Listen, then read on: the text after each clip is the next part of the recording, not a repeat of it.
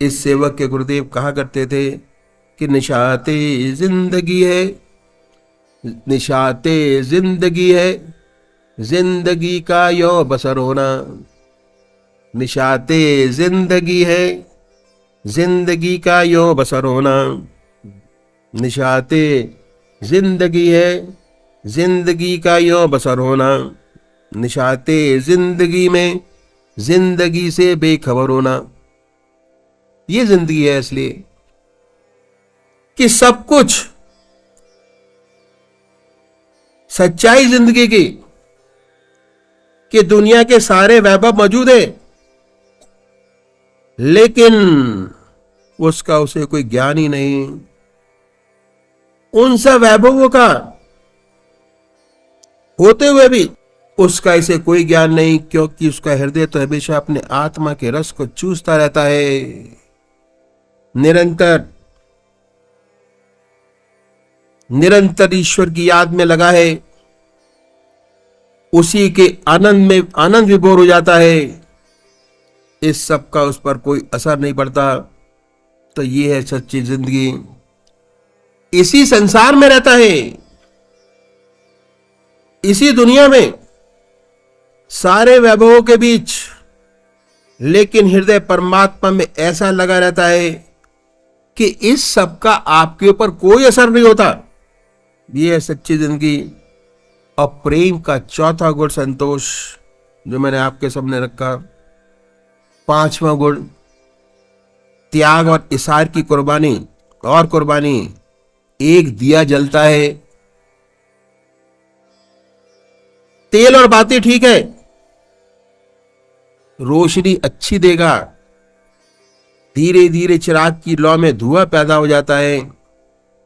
तो क्या करते हैं, कैंची से उसे काट देते हैं। तेल डाल दिया, तेल जलने लगा, फिर रोशनी देने लगता है। जब परमात्मा की असीम दया कृपा से हृदय उस परमात्मा के का प्रेम जागृत हो जाए और परमात्मा की याद बनी रहे, ऐसे साधक को चाहिए कि त्याग की कैंची से उसके लौ को सदैव प्रज्वलित करता रहे।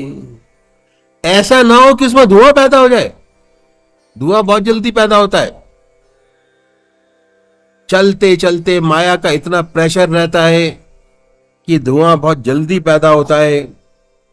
त्याग है शरीर का, त्याग है समय का, त्याग है धन का।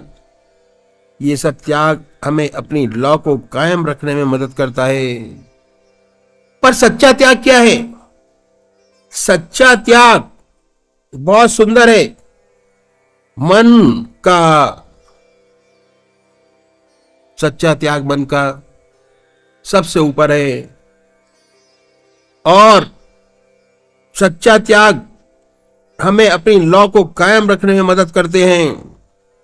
निरंतर उस परमात्मा की याद में लगे रहे, एक भी क्षण को ना छोड़े, इधर उधर ना हो। यह है सच्चा त्याग, सबसे ऊंचा त्याग, मन का त्याग। ऐसी लौ उसके नाम की हमारे हृदय में जागृत हो, जो निरंतर जलती रहे।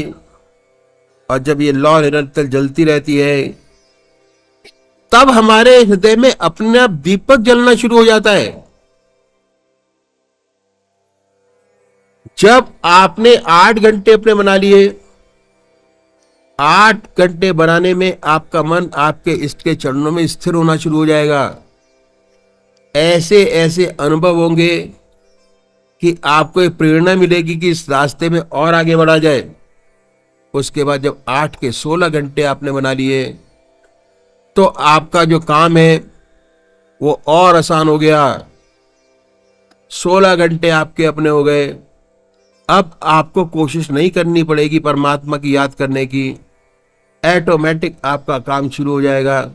जब खाली परमात्मा की याद, जब खाली परमात्मा की याद, इसके अलावा कुछ होएगा ही नहीं। क्योंकि हमारे मन को परमात्मा की याद करने की आदत बना ली है, हैबिट फॉर्मेशन। और जब तीसरा स्टेप बताया वो सबसे आसान है, काम करने से पहले परमात्मा की याद करें।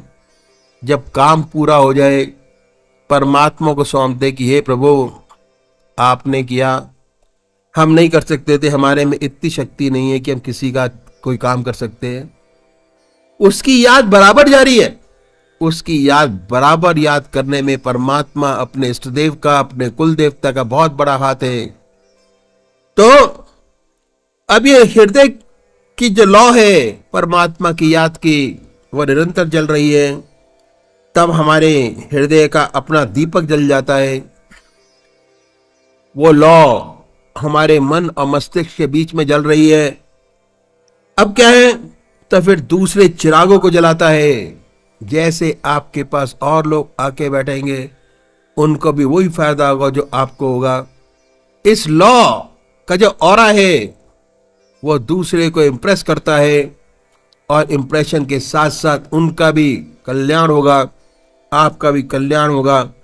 अध्यात्म का जो रास्ता है, एक चिराग से अनेक चिराग जलाता है। दिवाली के रोज एक चिराग से अनेक चिराग जलाते हैं।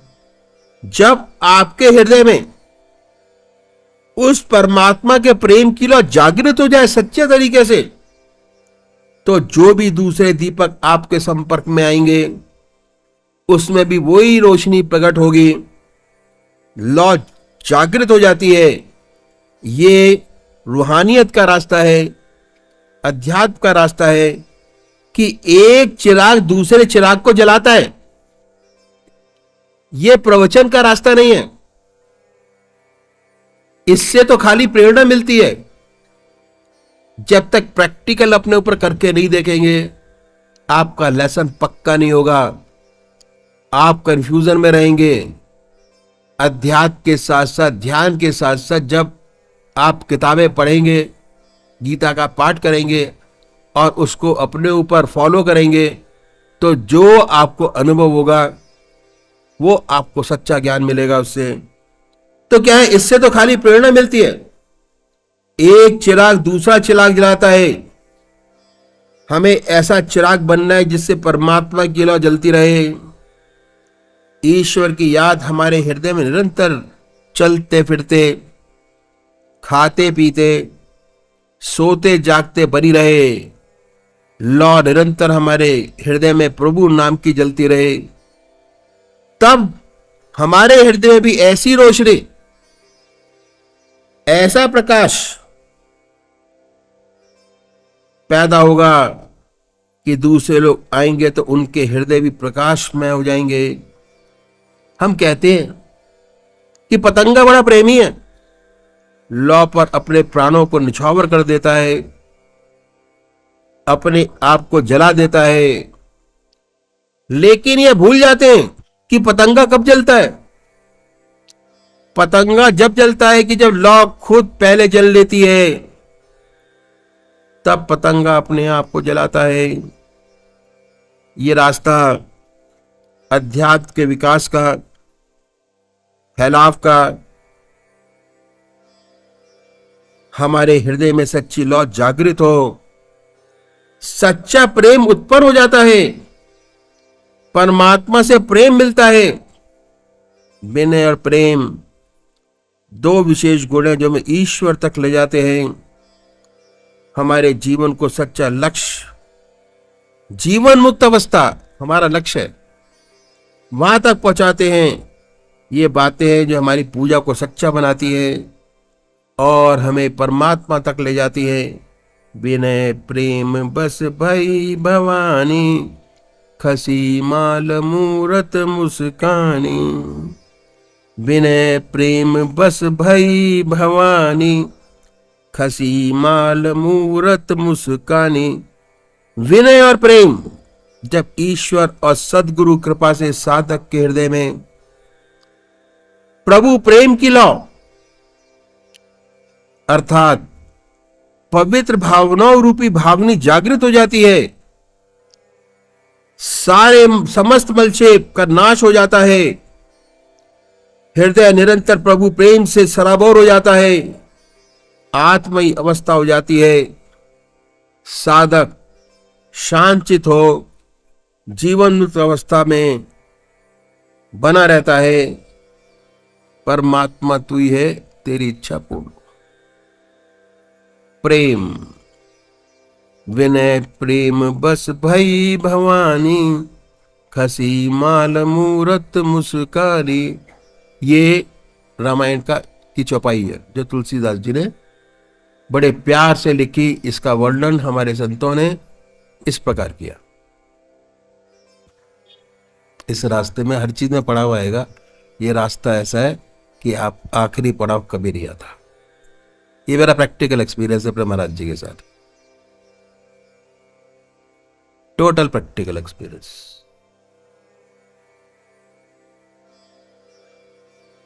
दूसरी बात,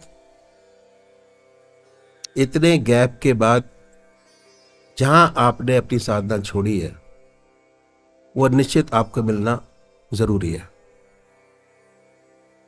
इतने सारे कार्यक्रम चल रहे थे, भागवत चल रही थी, उधर हवन चल रहे थे, उधर देव भी आए, पर इन सब चीजों को देख के अगर आपका मन डगमगा गया तो रास्ता पक्का नहीं हुआ आपका। रास्ता पक्का जब कि ये सारे चीजें देखते हुए आपका मन आपके इसके चरणों में और कसके लगना चाहिए, बहुत सुंदरता से। और सबसे बड़ी बात, इस पंडाल के अंदर देव गुरु ने कोई भी काम ऐसा नहीं किया जो हमारे से पूछ के ना किया हो। कोई काम ऐसा नहीं। और ये हमने पहली बार देखा, हमने भी पहली बार इस चीज को अनुभव किया। जब हवन के लिए जा रहे थे, समाप्ति के लिए पूर्ण आहुति पर, तो देव ने स्पेशली बुलाया वहां पर, आइए पूर्ण आहुति दी। फिर हम बाहर निकल आए, रश काफी था, दोबारा बुलाया उन्होंने।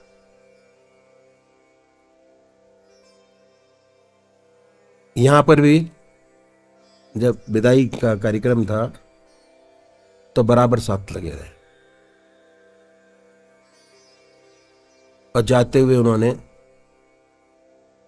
कि हमें आपका आशीर्वाद चाहिए।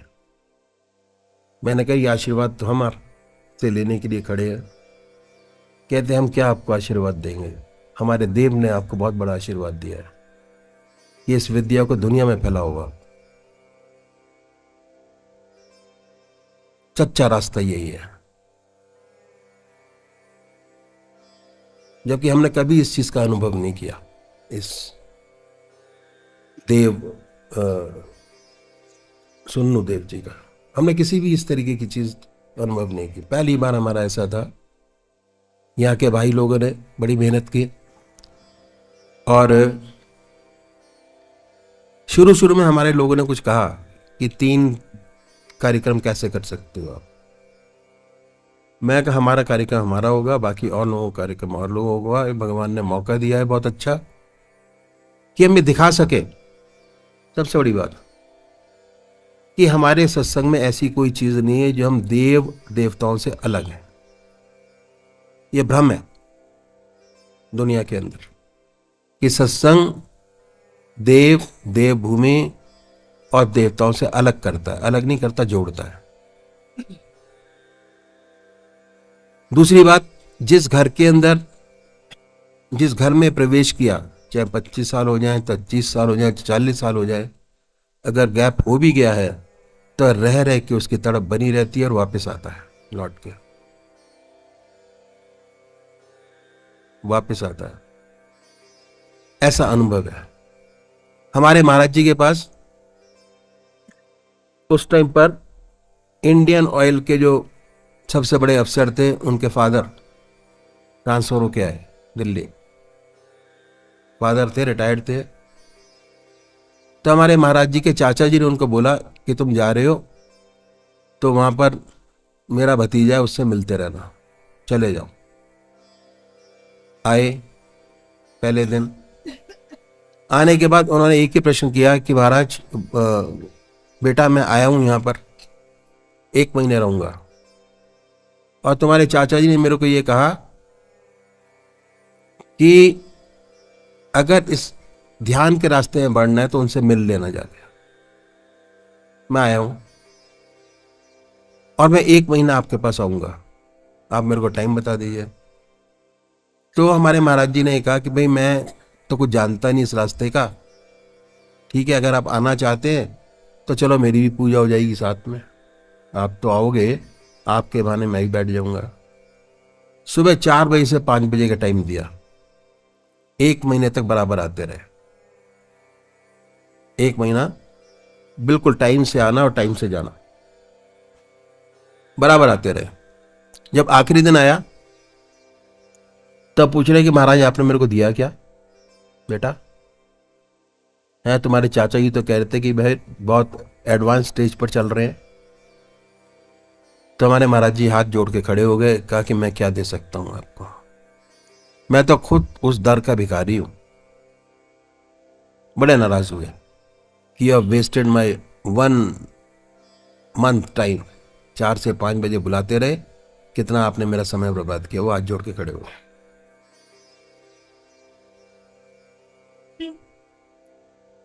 फिर वो देशाटन में निकले आगे, हरिद्वार गए, ऋषिकेश गए, ऋषिकेश से ऊपर गए,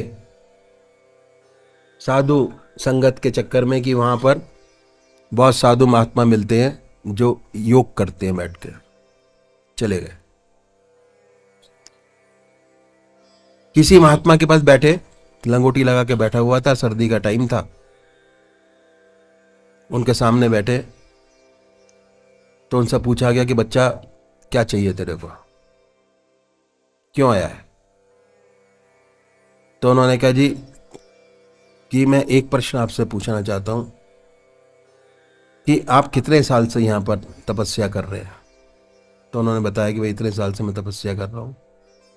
कि आपको कुछ अनुभव हुआ क्या? तो उन्होंने कहा अनुभव हुआ। कहते क्या अनुभव हुआ? कि यहां कभी कभी स्पंदन होता है। साधु महात्मा ने कहा। तब उनकी आंखें खुली कि जब ये इतने साल के बाद इनको ये अनुभव हुआ तो उस लड़के के पास बैठ के ये तो मेरे को 1 महीने में प्राप्त हो गया। कहते होता क्या है? कहते आज्ञा चक्र पर स्पंदन होता है, और इसके लिए 15 साल उन्होंने हिमालय पे बैठ के लगाए। ये इंसान जो सिस्टम है, अपने आप तो आप ध्यान पर जाके इस चीज को कर सकते हो, पर दूसरे को कराना इज वेरी डिफिकल्ट। उसके मन को कंट्रोल करके इस रास्ते को आगे बढ़ाना, ये हमारा अखिल भारतीय संत सत्संग का सबसे प्राइम चैप्टर है। आपका मन शांत करना, वो एटमॉस्फेयर क्रिएट करना जिससे आपका मन शांत हो और आप भी उसी स्टेज पर पहुंचे जिस स्टेज पर और साधक लोग बैठे हुए हैं। स्वामी जी महाराज 5 साल की उम्र में घर छोड़ा, 55 साल की उम्र में हमारे महाराज जी का साथ उनको मिला। कहते हैं योग की जितनी भी क्रियाएं बताई गई हैं, ये करो वो करो फलाना करो ठिकाना करो, कान छेदो जवान छेदो, है ना, कंठ डालो, ये करो, मैंने सारा कर लिया। जहां जिसने जो बताया, और गीता का प्रवक्ता प्रेसिडेंट अवार्डेड आदमी है। एक साधक बॉम्बे जा रहे थे कार्यक्रम के लिए, वो ऊपर बैठा हुआ था, नीचे उतर के आया। जब ये आंख मीच के बैठ गए कि तू क्या करता है? कहते महाराज कुछ नहीं करता। कहते नहीं कुछ करता है तो बताता क्यों नहीं है? चुप हो गए, फिर ऊपर चले गए AC 2 टायर में, ट्रेन के अंदर। दोबारा फिर नीचे उतरे, जब देखा कि ये तो गायब हो गया, बैठे ही बैठे सो रहा है। ये रास्ता इतना आराम देता है मन को और आत्मा को कि सुषुप्ति की अवस्था आना निश्चित है। खर्राटे नहीं भरते, सुषुप्ति की अवस्था में जाते, इतना आराम मिलता है। उसके बाद फिर नीचे उतरे कि तू बताता क्यों नहीं, कहाँ जा रहे हैं? कहते हैं महाराज मेरे को तो कुछ मालूम नहीं, ये प्रोग्राम है, इसको आप देख लीजिए। इतनी जिज्ञासा उसको देख के हो गई कि वो सीधा बॉम्बे पहुंचा बड़ौदा से। और बड़ौदा के अंदर आश्रम था और लाखों लोग उसके शिष्य थे, एक नहीं लाखों लोग शिष्य थे उसके। बड़ौदा से बॉम्बे पहुंचा। पवई में हमारा कार्यक्रम हो रहा था बम्बई के अंदर। तो कहता है कि जैसे जैसे मैं कदम बढ़ता चलाता चला गया ऊपर, वैसे वैसे मेरे शरीर के रोंगटे खड़े हो गए आवाज सुन के। प्रवचन चल रहा था। वहां पहुंचे तो महाराज मौजूद नहीं थे, कैसेट से प्रवचन चल रहा था। कैसेट लगाया हुआ था, उससे प्रवचन चल रहा था। तो फौरन ही ख्याल आया कि जब बगैर उनको देखे मेरे रोंगटे खड़े हो गए, तो जब उनके सामने बैठ के प्रवचन सुनूंगा तो कहां पहुंचूंगा। उसके बाद हमारा एनुअल फंक्शन था, यहां वो आए। अनग्रैंड नहीं करते थे, उनके लिए हम लोगों ने स्पेशल अरेंजमेंट किया कि भाई इनको फलार की जरूरत है, फलार खिलाओ इनको। तो 3 साल 4 साल तक ऐसे चलता रहा। आते रहे, बैठे, ध्यान किया, चले गए, आए बैठे, ध्यान किया, चले गए। उसके 5वें साल महाराज जी के पास आए। कहते जी मेरे को पूजा दीक्षा दे दीजिए आप। कहते दीक्षा तो कैसे लेगा, हमारे आश्रम का अन्न नहीं खाता। किस बात की दीक्षा? चला गया, गांव गया, इतनी लंबी दाढ़ी थी, मुंडवाया, बाल कटवाया, केश खत्म और दाढ़ी खत्म। फिर आके बैठ गए सामने कि अब मेरे को पूजा दे दीजिए। फिर उन्होंने कहा कि तू हमारे उसका अन्न नहीं खाता, तेरे को पूजा नहीं मिलेगी, भाग यहां से। भगा दिया उसको। 3 दिन फिर आके बैठ गए कि महाराज अपने हाथ से अपनी थाली से एक टुकड़ा लगा के दे दीजिए। अन्न खाया, पूजा ली। उसके बाद इतना गहरा उसका ध्यान लगा, क्योंकि 5 साल की उम्र में छोड़ा था और 60 साल तक इसी की तलाश थी उसको। बैठते गायब। बीच में पूछा भरी सभा के अंदर कि गीता के आप ज्ञाता हो, कुछ सुना दीजिए। कहते आज मेरे दिमाग में कुछ नहीं है, दिमाग खाली है मेरा, और यही मेरे को चाहिए। और चले 4-5 साल, तो हमारे यहाँ दूसरी पूजा दी जाती है। जब उनको बुलाया, आए दूसरी पूजा के लिए, तो AC2 से आए, बड़ौदा से। महाराज जी के सामने गए तो महाराज जी ने यही पूछा कि भाई इतने सारे सिस्टम चल रहे हैं, तू क्यों यहां पर बंधना चाहता है? क्या तेरी इच्छा है? कहते परमात्मा की प्राप्ति है। फिर कहा कि क्या जरूरी है कि यहां आने के बाद तेरे को परमात्मा की प्राप्ति हो ही जाएगी?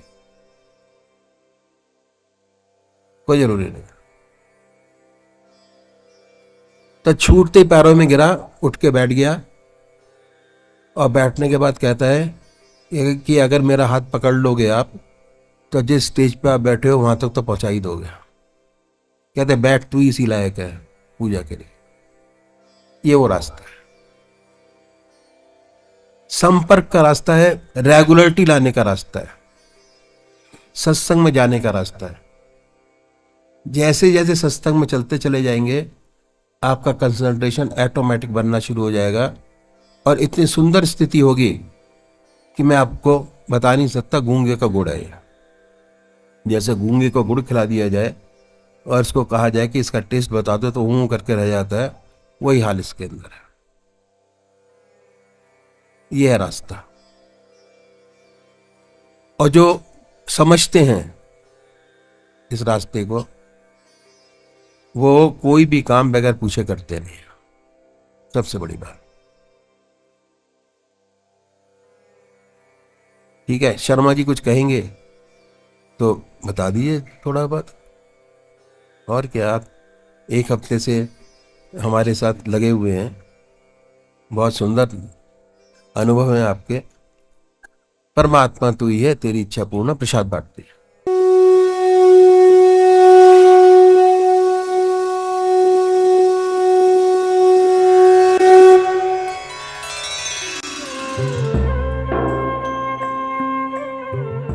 ध्यान योग के कार्यक्रम आनंद योग से निशुल्क जुड़ने के लिए संपर्क करें 9810239677।